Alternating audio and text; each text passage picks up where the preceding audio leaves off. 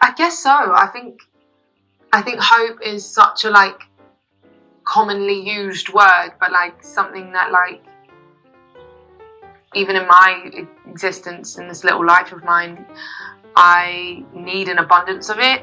You know, I think we just do as humans. Yeah, music helps.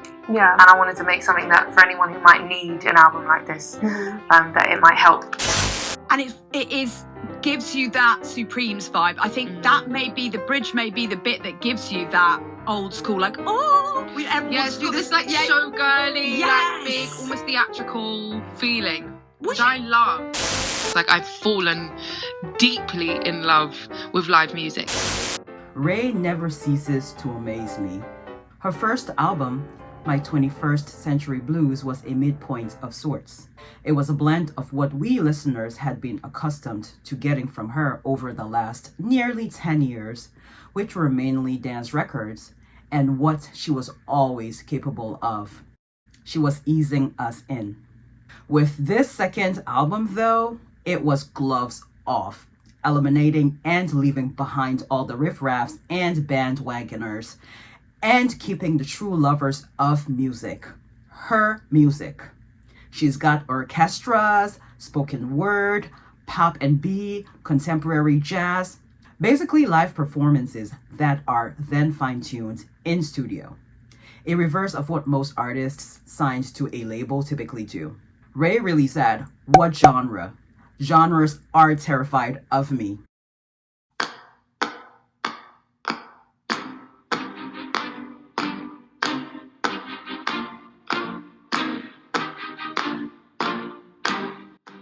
This whole album is cinematic music perfection. There are traces of the first album in this album, with her experience in the music industry and romantic relationships that seeped into her personal life and affected her mental health in the worst way.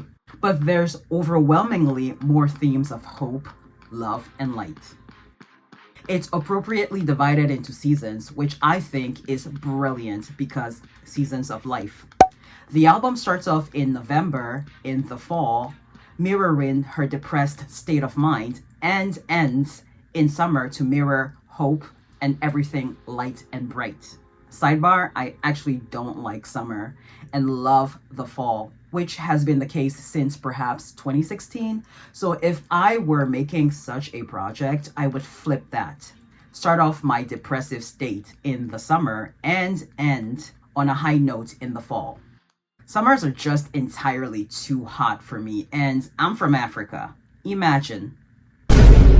But this isn't about me. It's about Raye and the album, which is also a family affair. Lots of family members are featured on different tracks on this album, which I shall get into once I get further into the discussion. Are there some songs on this album that I enjoyed more than others? Yes, of course. However, the whole thing is what I call art. She's not just making an album just to be relevant. She's making it because she truly cares about the craft. She enjoys it. She's providing healing for those who need it because music can be medicine. And the album is also a bit of an ode to her grandparents. Her grandfather, Michael in particular, who is featured on Fields and from whom Raye gets her songwriting abilities.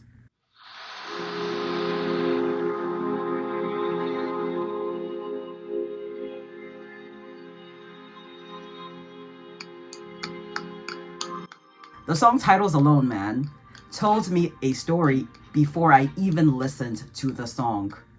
The WhatsApp Shakespeare.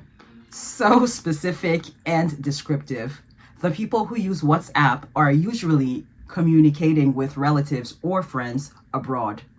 And then Shakespeare, the guy who always knows the right thing to say. And then you find out he's saying the exact same thing to you and 6 others, as Raye so elegantly puts it in the song. Quote, "No one did die in the story, but I did inside when I found out I was one of 7 other leading ladies starring in the new romantic thriller." Juggling 7 women is definitely a skill. You would have to be a great liar and be able to remember all your lies. Just be upfront about it, man, because as it is, there are some women, not me, who would agree to the arrangement of dating a guy knowing he is seeing 6 others at the same time. Sister girlfriends.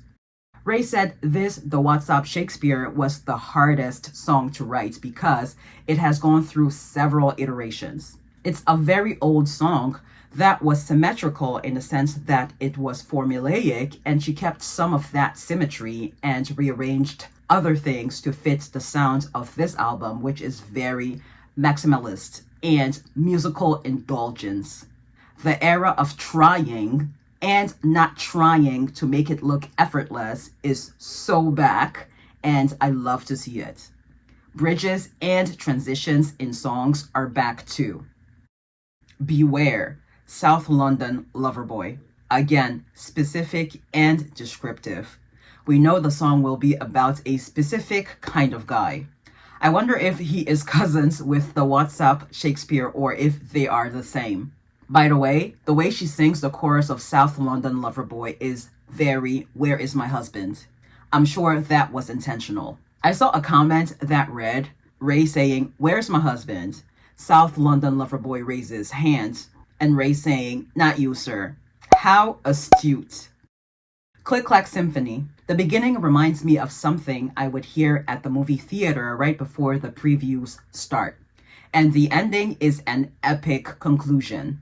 Made my heart swell with hope and my eyes well with tears of joy and excitement of all the good things to come. Raye took an all too relatable concept of knowing you should go out and interact with other humans and nature, but not mentally or emotionally being able to, and thus enlisting your friends to come to your aid, and flips this concept on its head, or rather exaggerates it greatly to make a point. There's a great big world out there and so much life to live, and we're all going to die anyway, as she states in the intro, Girl Under the Grey Cloud.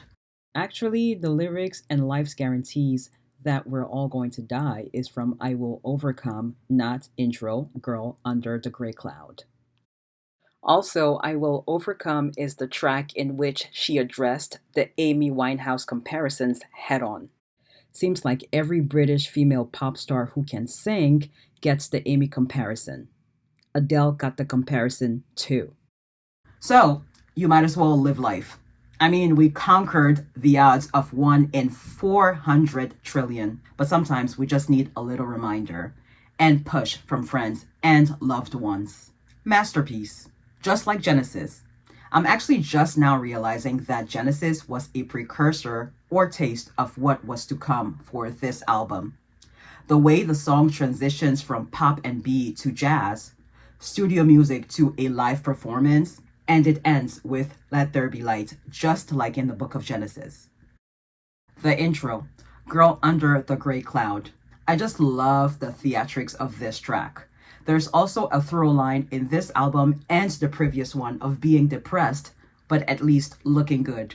In Escapism, she says, if I take a step back to see the glass half full, at least it's the Prada 2-piece that I'm tripping in. And she's wearing 6-inch heels and diamonds on top of it. And sipping champagne, according to the lyrics. And then in Girl Under the Grey Cloud, I saw some pictures on Instagram of her performing this song, and she's wearing this expensive looking fur coat. I guess if you're going to be sad and depressed, might as well do it in style. I don't know if that I would have the energy or desire to slay my outfits when I feel like death on the inside. But more power to Raye. I could take a few notes from that. This track features her Ghanaian grandmother. Call me, please. We need to pray. Who is also featured on Where's My Husband? Your husband is coming. I just love how she's so proud of all her heritage. The Swiss part, the English part, and the Ghanaian part. Her grandmother reminds me of my grandmother and mother for that matter. I have mentioned in my last Raye video, which is linked below, that I represent Cameroon heavy on this channel because that's where I was born. But I also have Ghanaian heritage. My name is Ghanaian. My dad and his side of the family, whom I grew up with in Cameroon, is from Ghana. So while I connect with Raye's music, personality, and energy, I connect even more with her because of her Ghanaian heritage. Sidebar again, it looks like Ghana is playing against Panama in the World Cup on June 17th, which is 4 days from when this video is uploaded. And guess who is going to be watching that game? Also, Switzerland is playing today, the 13th. I promise I didn't plan this. Ghana is playing England on the 23rd. I wonder what team Raye is going to be supporting. Lifeboat sounds like Black Mascara to me. Features one of her grandfathers, the Swiss German one who sadly passed away shortly after his voice, which is on this track, was captured. Fields features her other grandfather, who is the songwriter who got his work stolen when he was younger. As the story goes, he had composed and recorded a song, wrote his own lyrics, and sent the tape off in a box to a record label in London. He got a letter back, but they kept the tape. And a year or so later, the song was released and was hugely successful, and he got 0 credit. So what a full circle moment for Raye to now have him on her second album after nearly going down the same path as him, had she not advocated for herself. Same thing Taylor Swift had done back in 2019. By the way, I had no idea Raye had opened for Taylor on the Eras tour in London. Why isn't this more publicized? We of course know of Sabrina and Gracie Abrams, Florence from Florence and the Machine, and Ed Sheeran being featured in the Eras Tour documentary, but I had not heard of Raye. Raye, by the way, has also opened for SZA and Halsey. Didn't know about that either, but it's not surprising. The only massive collab of Raye's I was familiar with was the one with Beyonce for Lion King back in 2019. Speaking of Beyonce, wasn't her unreleased music stolen last year while she was on the Cowboy Carter tour in Atlanta? I wonder if that could be the reason why she hasn't announced Act 3 yet. Anyway, Raye's songbook was also stolen. It was in her car, the car was stolen, but it was returned. Everything intact. Thank goodness. Anyway, Raye is so brilliant, any artist would be so lucky to work with her or have her open for them. I know you're hurting. Raye said it's a letter to her friend who was going through a lot. The song arose after a discussion about mental health in men of a certain age while in studio with a few of her musical collaborators who all happen to be men of a certain age. Raye is passionate about the open discussion of mental health and healing, especially from a woman's perspective in this patriarchal world. Because for the longest, mental health was an afterthought and forgotten about because it's invisible, even though it manifests physically. But discussing mental health from the male perspective was eye-opening because she realized that men didn't typically open up about their mental health struggles. Going to the pub and having a drink with the lads, as she puts it, was their idea of bonding. Very surface level. Then we've got Joy, which features her 2 sisters who are also artists, Absolutely and Emma.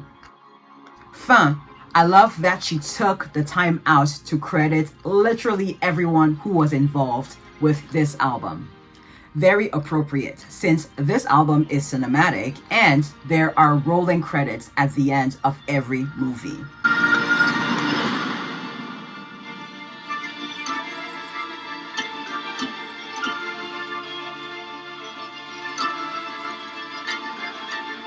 The album is fantastic if I haven't already made that clear, and obviously she should get a Grammy next year.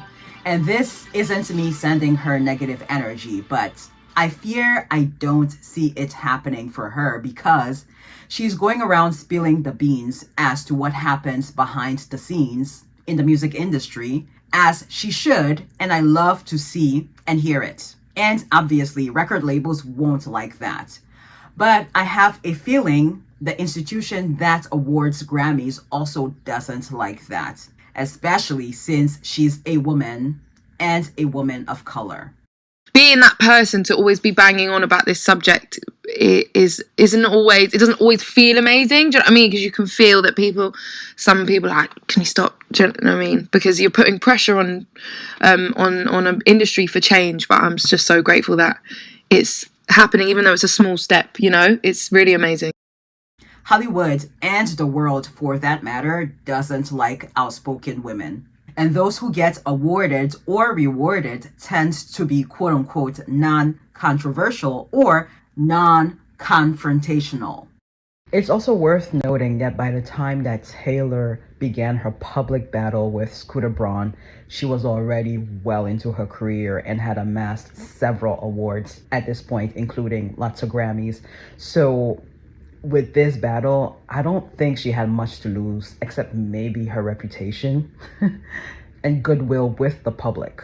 But with someone like Raye, who isn't necessarily a new artist, she's been in the industry for years now, but she hasn't received any Grammys.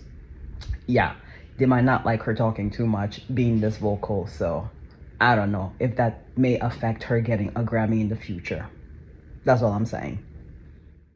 But Raye seems God-fearing from her interviews, and so anything could happen.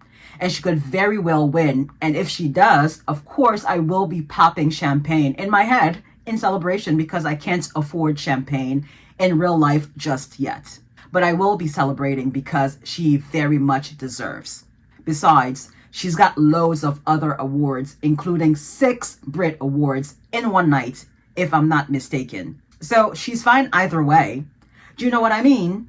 I love whenever she says that in interviews. Do you know what I mean? Do you know what I mean? Yeah. Do you know what I mean? I would love to see her and Cynthia Erivo do a duet. Or her and Charli XCX.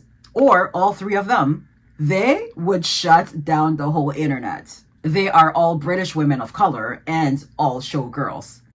Since we are on Cynthia, check out my review of her album, I Forgive You, which came out a year ago this month.